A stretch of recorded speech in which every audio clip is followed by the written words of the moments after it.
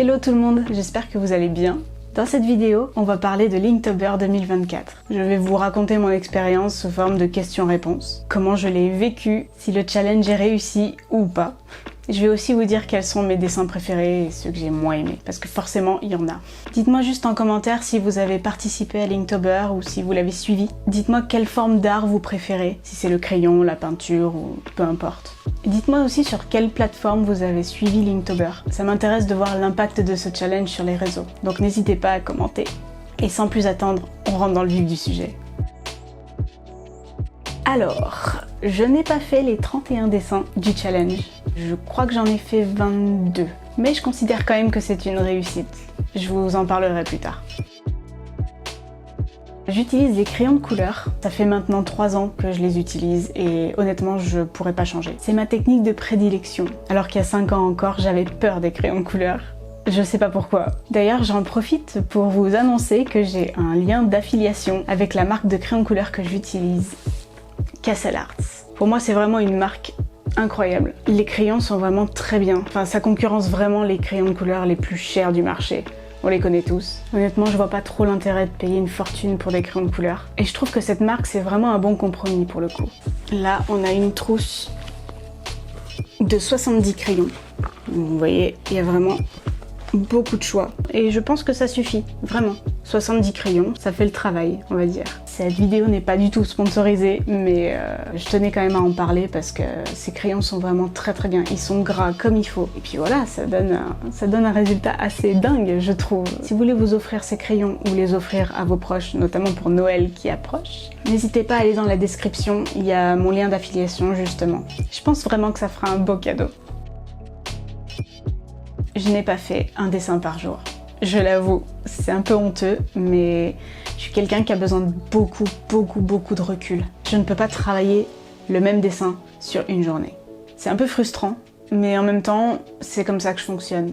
Par exemple, je travaille plusieurs brouillons dans la même journée, ou plusieurs couleurs dans la même journée, plusieurs contrastes dans la même journée. Jamais je n'en travaille un de A à Z, c'est pas possible, je peux pas. J'ai commencé à travailler Linktober début septembre, et j'ai vraiment été constante à partir de mi-septembre.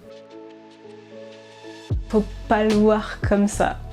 Pour être honnête, le vrai challenge pour moi, c'était de poster tous les jours, pendant un mois. Et j'ai presque réussi, on va dire. Mais je pense quand même que ce mois-ci a été une réussite pour moi. Je n'ai pas pu le terminer parce que j'ai eu des contraintes personnelles pendant le mois. Mais je suis restée quand même un minimum constante.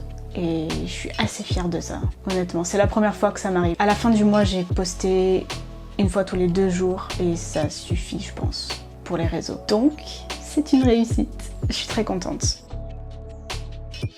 J'ai travaillé semaine par semaine. C'est-à-dire que j'ai commencé par faire tous les brouillons de la semaine. Le jour suivant, j'ai fait les couleurs, ensuite les contrastes et enfin les finitions, forcément. Ça a un peu évolué au milieu du mois parce que j'ai combiné les couleurs et le premier gris, donc ça allait plus vite. Honnêtement, j'ai gagné quand même vachement de temps au fur et à mesure que je dessinais. J'ai compris des choses, j'ai automatisé des choses et les gestes étaient toujours les mêmes. Donc, au fur et à mesure du temps, j'ai réussi à en gagner. En ce qui concerne l'organisation, le matin était consacré au timelapse et l'après-midi était consacré au dessin, justement. Chaque dessin m'a pris entre 2 et 4 heures, je dirais. C'est vraiment des petits formats, c'est du A6, donc ça va beaucoup plus vite que les dessins que je poste d'habitude. Finir dans les temps. Parce qu'histoire de compliquer un peu plus la chose, j'ai décidé de faire un timelapse par dessin et de poster sur toutes les plateformes. Si c'est pas être maso, ça.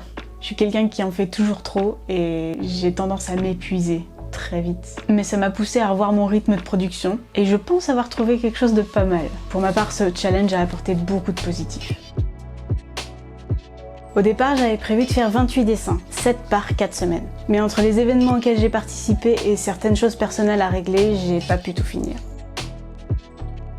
Cette idée me trottait dans la tête depuis un moment, et pour être honnête, j'ai toujours voulu faire un jeu de cartes. Sauf que c'est long, et je me suis dit que c'était l'occasion parfaite, justement pour le produire en un temps réduit. Bon, pour l'instant, on n'a que la moitié, hein. Il y en a encore beaucoup à faire, mais la suite sera faite prochainement. J'en profite d'ailleurs pour vous annoncer que je reprends les lives Twitch pour continuer Linktober.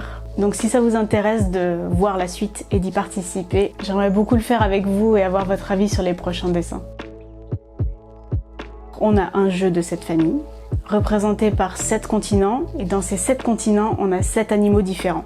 Par exemple, le grand, le petit, le fort, le mignon. Et sur chaque carte, on a un fun fact et un not so fun fact. Donc le fun fact, ça peut être quelque chose de drôle ou quelque chose qui n'est pas très connu du grand public. Et les not so fun facts sont en rapport avec les menaces que les animaux doivent gérer au quotidien. Donc par exemple, le réchauffement climatique ou les contacts avec les humains. J'ai voulu ce jeu éducatif parce que la protection des animaux est quelque chose qui me tient vraiment à cœur. C'est primordial en fait. Et le monde animal est tellement intéressant. Enfin, moi, j'ai appris énormément de choses en faisant cet Inktober. Maintenant, on va parler plus spécifiquement des dessins. Je dirais l'ours polaire. La girafe. J'ai eu énormément de mal à trouver de bonnes photos de girafe, qui soient pas floues et qui aient une bonne lumière. Enfin, c'était vraiment compliqué, quoi. Malheureusement, la girafe et le kangourou. Parce qu'au départ, j'avais choisi de mauvaises photos, justement, et j'ai dû les recommencer. C'est assez frustrant, je dois l'avouer. Sans hésiter, le jaguar, à cause de toutes ces taches. C'était vraiment très long. Il y en a quelques-uns, l'éléphant par exemple, parce que la peau d'éléphant c'est pas évident à dessiner. Les bois de l'orignal, à cause de la texture, je sais pas, ça me faisait peur. Et le crocodile. Les écailles, je trouve ça infernal. Mais je trouve que je m'en suis pas trop mal tirée au final. Le jaguar, toujours à cause des taches. L'ours polaire et l'hermine, parce que blanc sur blanc. Alors là aussi, il y en a quelques-uns, je dirais le Ouistiti, parce qu'il est vraiment trop mignon. Le puma, parce que j'adore les félins. Et l'éléphant, malgré la complexité de la tâche, j'ai toujours voulu faire un éléphant. Le Ouistiti, c'est mon chouchou. Et je dirais l'orignal aussi. Je trouve que le rendu est vraiment pas mal. Alors là, il y en a plusieurs. En premier, le tarsier. Je n'aime pas du tout ce dessin. Et j'ajouterais le jaguar et le tigre. Je les trouve pas assez réalistes. Bien sûr, et je compte faire ça avec votre participation. Donc si le jeu vous intéresse, j'aimerais vraiment que vous m'aidiez à le concevoir. Et notamment que vous me donniez votre avis sur les dessins et sur le design des cartes. Le but c'est de le terminer avant la fin de l'année. Donc encore une fois, rejoignez-moi sur Twitch.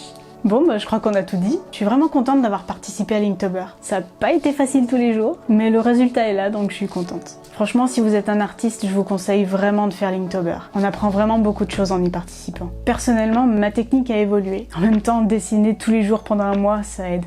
Je vous remercie d'avoir regardé cette vidéo et n'oubliez pas, ensemble, protégeons les animaux.